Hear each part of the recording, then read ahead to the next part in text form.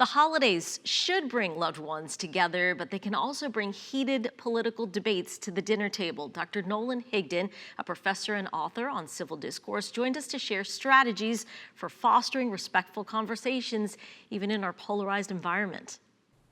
Dr. Higdon joins us now. Welcome. Thank you. So a lot of us get stressed out during the holidays, knowing we've got the whole family together. A lot of folks feel very, are often on opposing sides politically about what happened with the election and where the country's going. Do we avoid those or try to avoid those conversations? I found myself stressed out about, oh my goodness, do I need to shut down this conversation? What are your thoughts? I think we need to have a sober sense of what the holidays are about, right? They're about getting together with people we love and being able to share a moment together. The Thanksgiving table is not a good place to try and solve the immigration crisis, for example. So I think setting some limits on what we can and can't do. I imagine most families, we probably know how each other are voting, so we don't need to rehash that at the table necessarily. So I'd encourage folks to, talk about politics as long as it stays constructive and stays in good faith.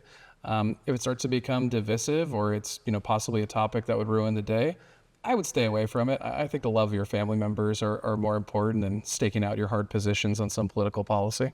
So I know that you travel the country educating people, especially young people, about having constructive dialogue with people who don't agree with us. How do we do that? You said as long as it's respectful, it's okay to have these conversations around the holidays.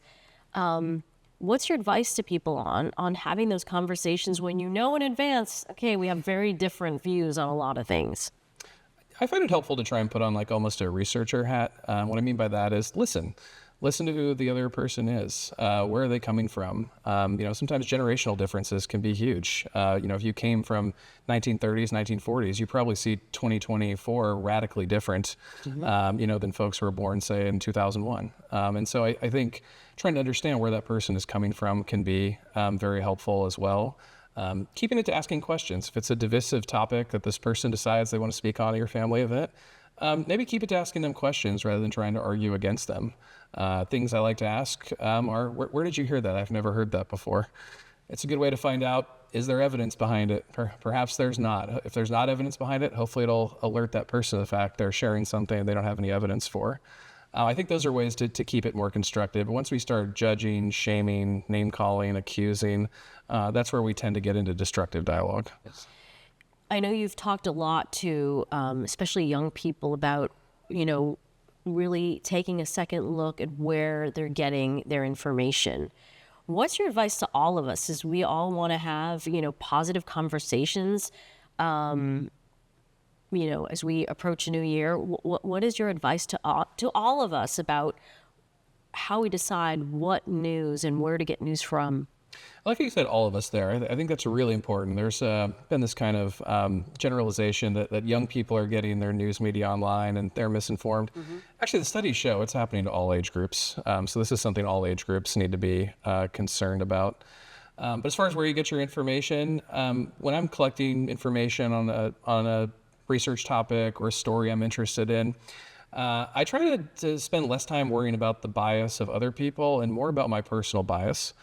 So is this article true because I want it to be true, or is it true because it has enough evidence to support it? So I encourage people to be even more judgmental about themselves than others, because the internet does a great job of confirming biases we already have, mm-hmm. and then we take that out and we argue from that position when we don't actually have the evidence to defend it. So when somebody at the holiday party says something, you're like, oh, that is so not true, do you touch that? I'll ask them, I had never heard that. Where did you hear that? Try and get them to show the evidence. Put the burden on them since they're the one making the claim. So it's possible to have happy holidays and still not totally avoid politics. Yeah, conversations involve more than one person. So if it gets destructive, it's not just the person who brought up the topic, it's also how we react. And so if we want to create a more inclusive and calm environment, I would really think before I speak to make sure I'm maintaining that constructive dialogue. All right. Dr. Higdon, thank you so much. Thank you.